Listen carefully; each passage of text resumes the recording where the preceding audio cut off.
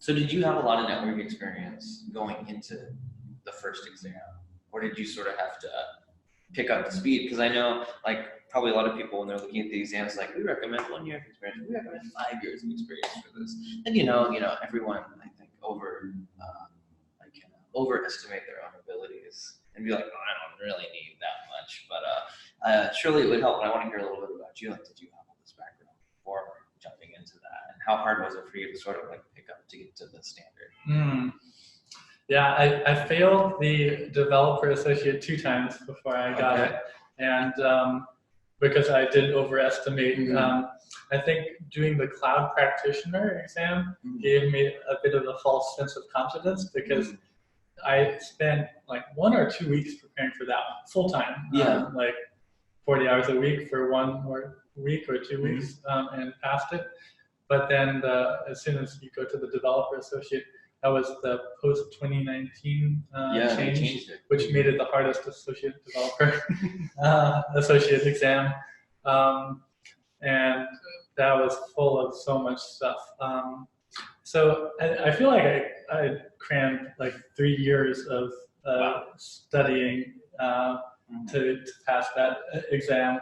And it helped to first take the solutions architect associate, then the sysops, and then the developer, because that's currently the order of difficulty. And then I also watched a bunch of YouTube in addition to the traditional classes, because sometimes like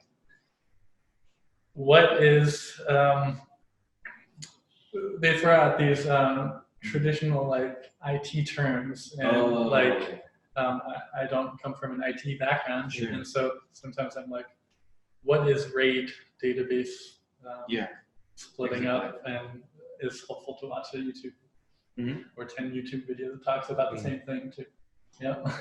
Absolutely. Yeah, no, I took a similar path. Obviously, as you said, they changed it quite a bit. So I was actually going around giving a talk on certifications and which ones you should start with. And for a while I was saying, start with the developer one, but then they switched it and made that the hardest one. At first, I actually had 3 or 4 friends that I told them to take the Cloud Guru course, watch the full thing of it, go through the test or whatever, and if you make more than like 80%, you're just gonna pass it automatically. And like 4 people did it and they all passed it automatically. When I got mine, it was actually at that level. Since they've redone it and made it more difficult, it's been a lot more tricky as you experienced. But I also did a similar thing where reading FAQ pages, watching YouTube videos, taking the Cloud Guru course, and then trying to like actually like apply it and like make it real. Were all different things that were helpful to me to prepare a little bit. But then there's also something that you mentioned right at the beginning of like how much preparation and things like that going into a certification. And one thing that you get, and I'm definitely a person that does this, is I use my experience of watching YouTube as the only measurement for how to prepare. So I'll say, oh yeah, I've watched 5 hours of video or 20 hours of video. So then you can do this too. And then you're ready to go. But actually the part which is like behind the scenes is, are you actually working in this space currently? Because if you are, it puts you so far like ahead in this whole thing, because everything that you do for your normal job, if you're working with AWS, is already preparing you for those exams. Like a big thing that, Jan touched on is like networking, the terminology that they use. Like really traditional stuff, or even like deep dive into networking terms that like, I wouldn't personally use if I was just building a REST API. So definitely keep a grain of salt when you hear people telling you their experience online about how quick you could get it. Jan is a good example of starting from like 0, and then I think you said like, I think you said that you brushed your teeth and like listened to AWS classes and stuff. So yeah, I've even taken a couple showers with AWS podcasts playing when I really was like coming up on test deadlines.